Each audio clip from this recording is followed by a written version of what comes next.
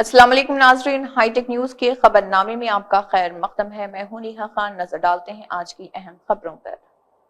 महाशिवरात्रि के मौके पर राजेंद्र नगर लॉर्ड वेंकटेश्वर स्वामी मंदिर के अक़लियती सेल सेक्शन की क़ियादत में अक़ीदतमंदों में फल तकसीम किए गए। इस प्रोग्राम का एहतमाम अक़लियती क़ायदीन नईम मोहम्मद, गौस अली, मोहम्मद उमर, मोहम्मद अनवर, अफरोज, अमित, अयान ने किया और इस प्रोग्राम के मेहमान ख़ुसूसी राजेंद्र नगर के सीनियर लीडर ललित मौजूद थे। इस प्रोग्राम में राजेंद्र नगर के सदर श्रीकांत, राजू, रवि, राजू, सुरेश, मनोहर, संदीप, निखिल, दुर्गावंशी और दीगर ने इस प्रोग्राम में हिस्सा लिया। अस्सलाम वालेकुम वरहमतुल्लाहि वबरकातुहू। मेरा नाम Mohammed Ghaus Ali, minority cell president Rajendra Nagar division.